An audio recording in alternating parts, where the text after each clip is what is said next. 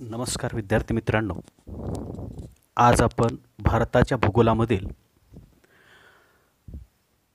नदी प्रणाली आणि जलसाधन संपत्ती या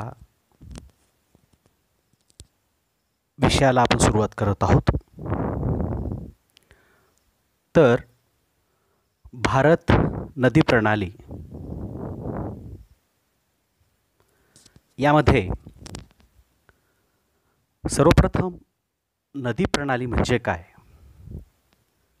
किंवा नदी म्हणजे काय हे पाहणे गरजेचे आहे.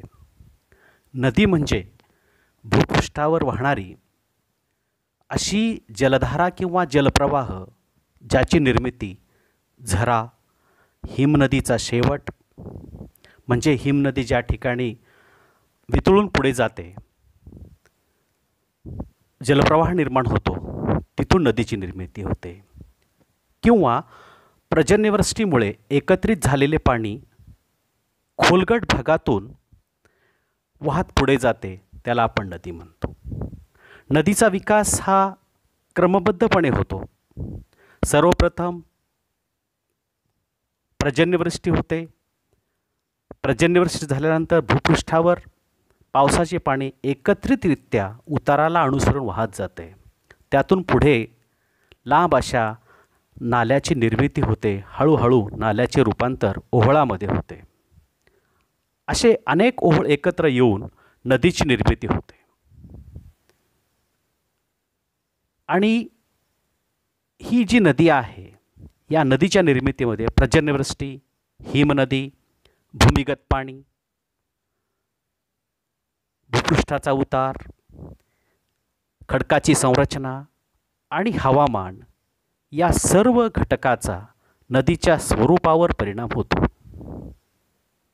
विभिन्न घटक व परिस्थितीनुसार भिन्न प्रकारच्या नद्यांची निर्मिती होते. हे झालं नदी म्हणजे काय. आता याच्यामध्ये भारत नदी प्रणाली असं आपण टायटल दिलेलं आहे. तर प्रणाली म्हणजे काय, तर किंवा नदी प्रणाली म्हणजे काय, तर भूपृष्ठावर अनेक ओहळ एकत्र येऊन मुख्य नदी तयार होते, त्याला आपण नदी प्रणाली म्हणतो. किंवा त्याची शास्त्रशुद्ध व्याख्या म्हणजे मुख्य नदी व तिच्या उपनद्या मिळून तयार होणारी व्यवस्था म्हणजे प्रवाह प्रणाली किंवा नदी प्रणाली होय. आता नदी प्रणाली किंवा नदीचा त्या त्या देशाच्या दृष्टिकोनातून, त्या त्या प्रदेशाच्या दृष्टिकोनातून एक उपयुक्त साधन संपत्ती म्हणून आपण विचार करतो.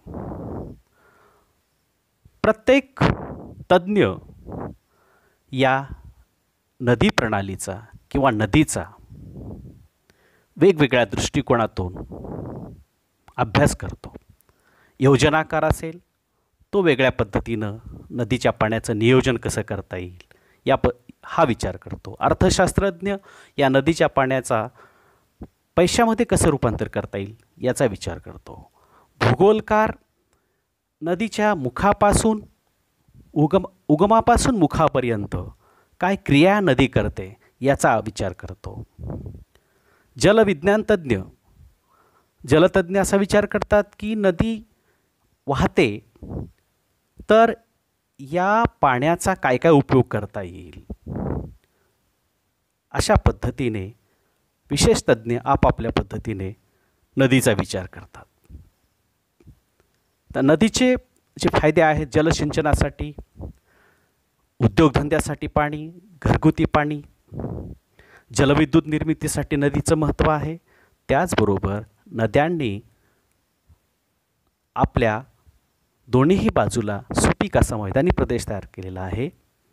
अनेक नद्यांच्या जलप्रवाहामध्ये जलवाहतूक केली जाते, तसेच मासेमारीसुद्धा केली जाते. म्हणून नदीला मानवी जीवनामध्ये अनन्यसाधारण महत्त्व आहे.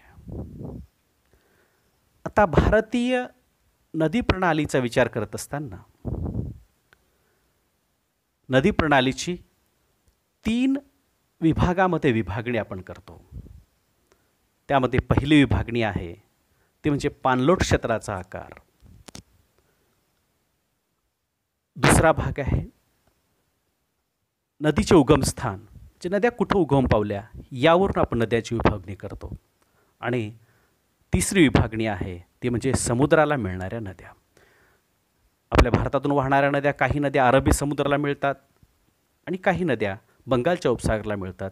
यावरून आपण नद्याची विभागणी करतो. आता पहिला जो भाग आहे ते म्हणजे पाणलोट क्षेत्राचा आकार, म्हणजेच size of the catchment area. यामध्ये प्रमुख नद्यांची खोरी, मेजर रिव्हर बेसिन्स, ज्या नदी प्रणालीचे पाणलोट क्षेत्र 20,000 चौरस किलोमीटरपेक्षा जास्त असते, याला प्रमुख नद्याची खोरी असे म्हणतात. भारतामधील 85% नदी प्रणालीचे क्षेत्र प्रमुख नद्यांच्या खोऱ्यात समाविष्ट आहे. भारतामध्ये अशा प्रकारच्या नद्यांच्या खोऱ्यांची संख्या 14 आहे. यामध्ये गंगा, सिंधू, ब्रह्मपुत्रा, गोदावरी, कृष्णा, लुणी, महानदी, नर्मदा, कावेरी, तापी, मही, साबरमती, बराक, सुवर्णरेखा. आणि या नद्यांचं आणखी एक वैशिष्ट्य म्हणजे या नदी खोऱ्यामध्ये जास्त पाऊस पडतो. ही जास्त पर्जन्याची क्षेत्रे आहेत. तर यामध्ये नवीन एक शब्द आलेला आहे, तो म्हणजे खोरे किंवा बेसिन्स.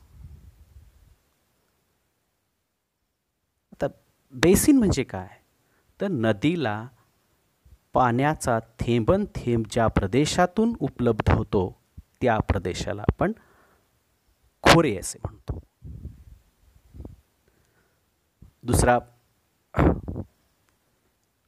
भाग आहे तो म्हणजे मध्यम नद्याची खोरी. ज्या नदीचे पाणलोट क्षेत्र 2,000 ते 20,000 चौरस किलोमीटरपर्यंत असते, अशा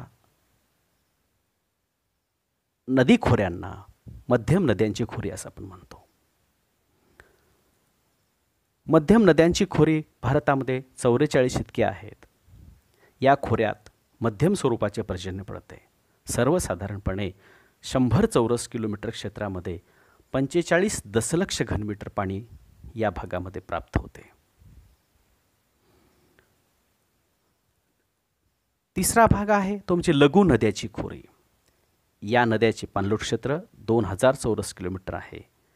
या नद्यांचे पाणलोट क्षेत्र 8% इतके येते. यामध्ये 55 नद्या येतात आणि विशेष करून पश्चिम घाट आणि अरबी समुद्र यांच्या दरम्यान या नद्यांची खोरी येतात. या सर्व नद्या पश्चिम वाहिनी आहेत. आता नद्यांच्या विभागणीमध्ये दुसरा भाग जो आहे नद्यांच्या उगम स्थानानुसार वाहणाऱ्या नद्या. यामध्ये हिमालयात उगम पावणाऱ्या नद्या सिंधू, गंगा आणि ब्रह्मपुत्रा व त्यांच्या उपनद्या, या ज्या नद्या आहेत या सर्व नद्या हिमालय पर्वतामध्ये उगम पावतात, म्हणून यांना हिमालयीन नद्या असे आपण म्हणतो. यामधला दुसरा पार्ट आहे तो म्हणजे भारतीय द्वीपकल्पीय पठारावरून उगम पावणाऱ्या नद्या.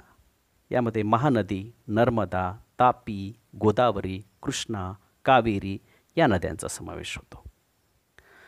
तर तिसरा जो भाग आहे नदी प्रणालीची विभागणी करताना तो म्हणजे समुद्राला मिळणाऱ्या नद्या. नंबर 1 बंगालच्या उपसागराला मिळणाऱ्या नद्या.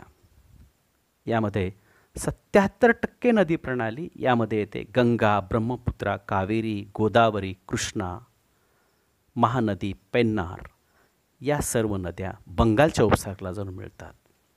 आणि यामधला दुसरा जो भाग आहे तो म्हणजे अरबी समुद्राला मिळणाऱ्या नद्या.